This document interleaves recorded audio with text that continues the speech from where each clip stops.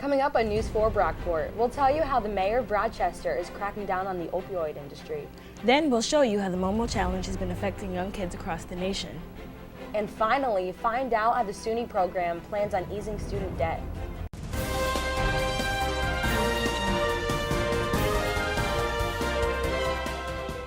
Hello and welcome to News 4 Brockport. I'm Hannah Mao. And I'm Imani Coaxum. Let's get started. The Brockport Sweden Community Center is crawling with exotic cats. The 67th annual cat show was held on Saturday, March 2nd, and more than 150 pedigree cats were judged at the competition. Some of the cats in attendance included the Maine Coon, the Scottish Fold, and Persian. The awards given were based on personality, bone structure, and coat color. Many of the owners traveled across the country to attend the event and plan on traveling to other countries to compete in other cat shows. Dangerous carcinogens have been found in children's makeup from the retail giant Claire's. The FDA announced on Tuesday, March 5th, that it found asbestos in cosmetics such as eyeshadow, compact powder, and contour palette products. The products contain talc, a substance that sometimes contains asbestos, has been linked to lung cancer. Claire's released a statement saying they used an abundance of caution when removing these harmful products from the 2,400 stores nationwide.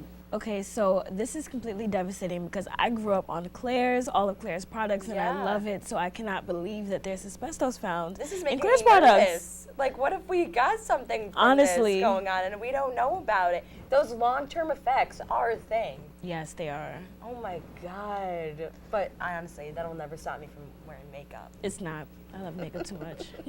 So now let's toss it over to politics with Alaina and Lexie.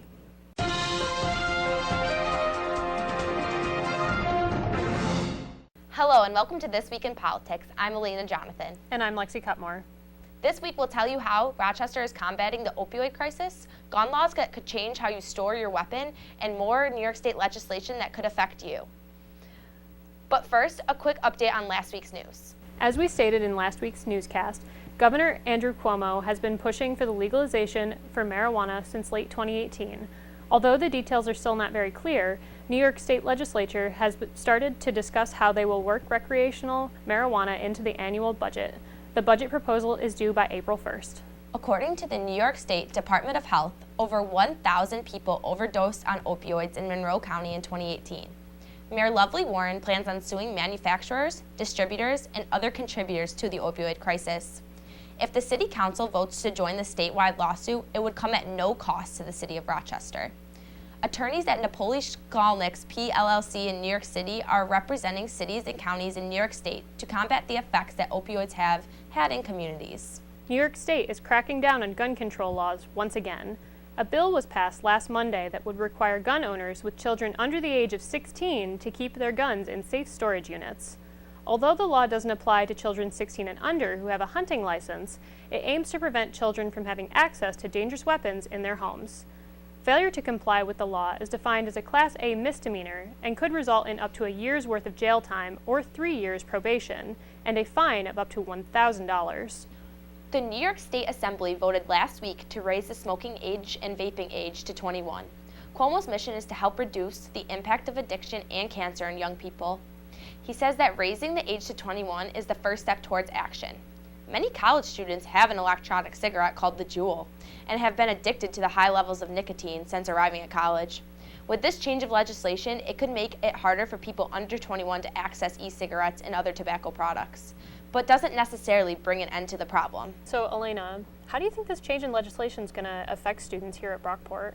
Oh my God, I feel like everyone is going to be affected who isn't 21. I mean, you take a walk around campus and you can see people holding their Juuls, or I've even been in Hartwell a couple times and someone hid it in Hartwell. I know, it's crazy. You see people juuling in class, so it'll definitely make a big difference. Huge difference. Well, I'm Alaina Jonathan. And I'm Lexie Cutmore. And this is This Week in Politics.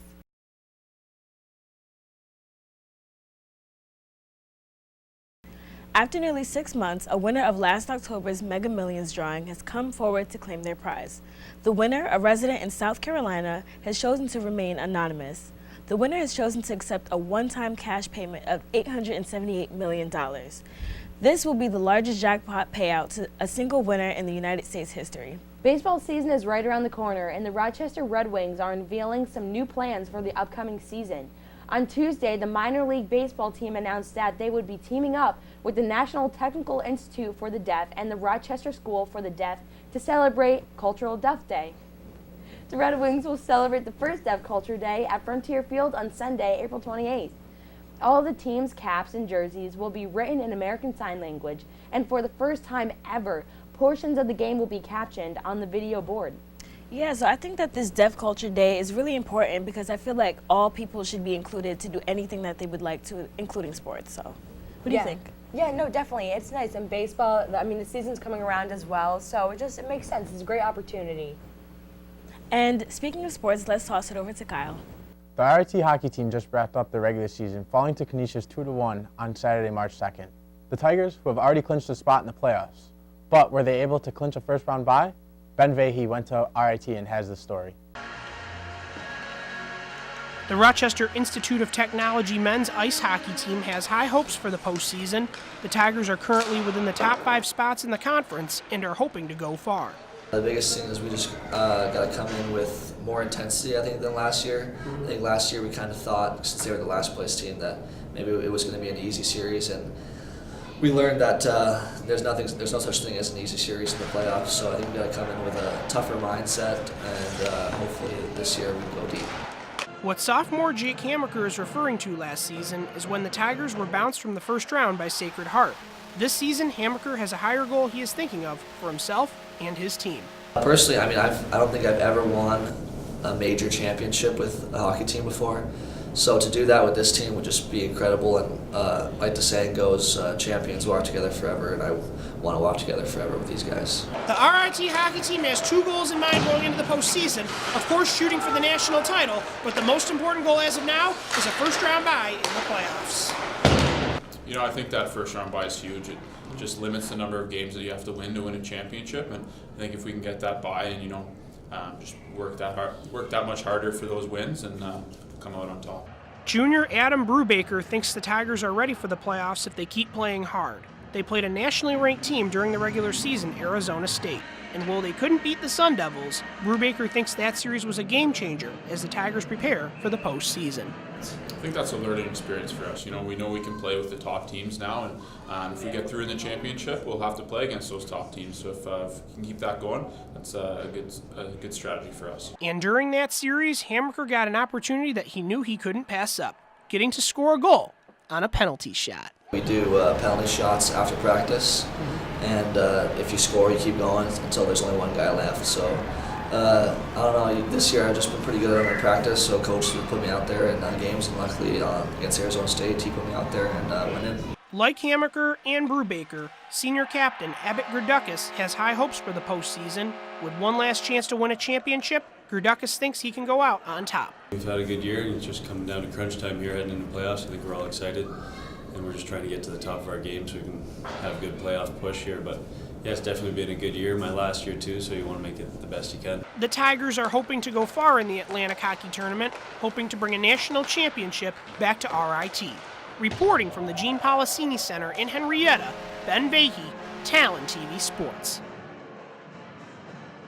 The Tigers did clinch the first round bye they were hoping for and are the number 5 seed. They will travel to number 4 seed Sacred Heart University for the second round, playing in a best-of-3 series March 15th through 17th. Last Wednesday, the Pittsford-Mendon Vikings took on the Pittsford-Sutherland Knights for bragging rights and a spot in the Class A Public High School Basketball State Tournament. Mendon would earn those bragging rights along with the spot in the state tournament with a final score of 74-53. Mendon, who is 24-0 on the year, with the 3rd overall ranking in the state among Class A teams, will face Lewiston Porter out of Buffalo. That game will take place on Saturday, March 9th at 2:30 p.m. at Greece Athena.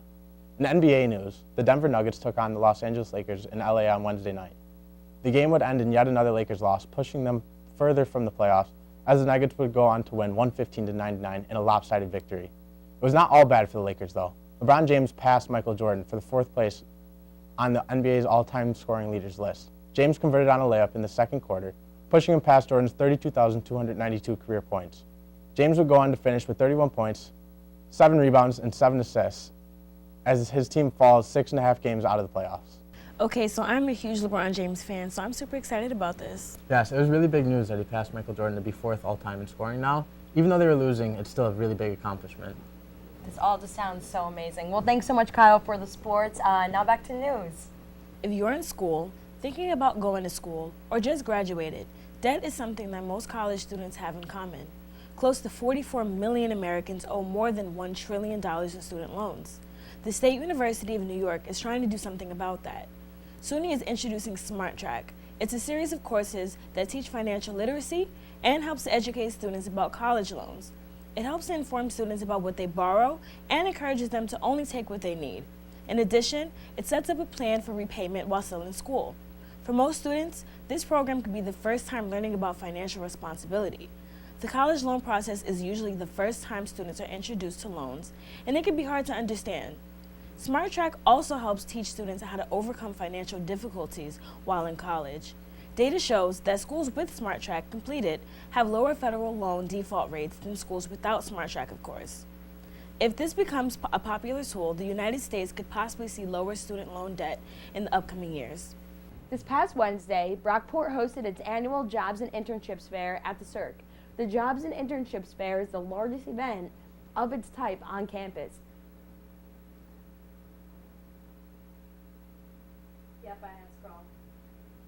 This event allows students searching for jobs or internships to interact with potential employers, get help in writing and revising resumes, and even have their professional headshots taken. This annual event is hosted by the Brockport Career Services Department, the on-campus Center for Student Involvement and Employment Opportunities. For any students who may have missed the Jobs and Internships Fair, you can still get in contact with employers from the event through the Office of Career Services or the Handshake app. On Sunday, March 3rd, a low-pressure system swept through the southeastern United States, bringing severe weather. At least a dozen tornadoes were reported across Alabama, Georgia, and Florida. The strongest and most deadly of these tornadoes was an EF4 strength, the second strongest rating on the enhanced Vegeta scale. This tornado was the strongest the U.S. has seen in nearly 2 years, and it is the deadliest tornado to hit Moore, Oklahoma since 2013. The aftermath of this tornado has devastated Alabama. Many homes and businesses were wiped out right down to the foundation. They are now taking time to assess the damage to begin rebuilding the community. With this weather just seems so unpredictable. Imani, have you ever experienced a tornado yourself? No, I haven't, thankfully.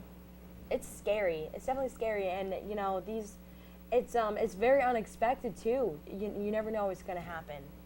Yeah, we definitely send our best wishes out to those people. And now let's toss it over to weather with Violet. Thanks, Imani. Let's have a look at your weather. This is our temperature probabilities for the week. It will be very cold in the western portion of the country with below average temperatures, but for the eastern portion of the country, it'll be above average. So we'll actually have a very warm week. If we look at New York State, you can see that the eastern portion of the state is up to 50% above average, and even the western portion up to 60% above average. So it will be very warm for us. And our high temperatures for today, up to 36 degrees, which is above normal for this time of year. And then our low temperatures, 26 degrees, which is warmer than what we have had. On Tuesday, another system moves in. This high-pressure system will bring a lot of clear skies, dry weather, nice weather, and we'll keep the warm temperatures around 32 degrees on Tuesday. And this will stay the same for Wednesday, but Thursday, sprinkles start to move in with the next storm system that comes in on Friday. You can see this low-pressure system will swing through the area and bring a lot of rain, especially heavy rain showers on Friday. So be careful driving. If you have any plans, I probably wouldn't go outside too much. Thanks, guys. Back to you in the studio. The Momo Challenge has been taking the internet by storm. It is a new challenge that encourages children and teens to commit suicide and actions of high risk. This challenge is on YouTube and hidden in kid-friendly videos, such as Peppa Pig. Momo is an image of a terrifying doll with bulging eyes and stringy hair. This character has surfaced the internet long before the challenge was created and seen on social media websites such as Facebook. Just the mention of this Momo challenge raises concerns amongst others. The challenge itself has been linked to several suicides around the world, one being a case of a 16-year-old boy and a 12-year-old girl in Colombia. Reports say that police found messages associated with the game before they died. So the Momo challenge, first of all, it's very scary to look at, even as an adult. It's very scary. Like anything telling people to, children especially, to kill themselves, like that's not okay. It's just influencing their minds in a negative way, and it's tragic, it's sick, and something must be done. Nowadays, children tend to follow. It's not too many children that's leaders. So when you have children looking at these different YouTube videos, it could have a huge effect on them where they actually are doing things that she's telling them to do. Challenge culture can be a safe thing and a very enjoyable thing for potentially adults, but obviously if it's starting to reach kids, that we need to inform them about why there might be risks and just be keeping kids safe, because we don't want people getting hurt. YouTube strongly encourages its viewers to flag the content immediately. If you know anyone who may be struggling with suicidal thoughts, they can call the U.S. National Suicide Prevention Lifeline at 800-273-8255. And for anyone who may need confidential support through a crisis, they can text the crisis text line at 741-741. Okay, so when I first heard about the Momo Challenge, I couldn't believe how scary it was and how it's influencing the minds of children. It is horrifying. I actually just saw it for my first time tonight, and I can't get the image out of my head. It's too much. Yeah, it's really disturbing. I mean, who has time to create something like that and try to convince people over the internet? I mean, I wonder how long it even took them to make it. Right. Well, that's all we have for today. I'm Imani Coaxum. And I'm Hannah Mao. And this is News for Brockport.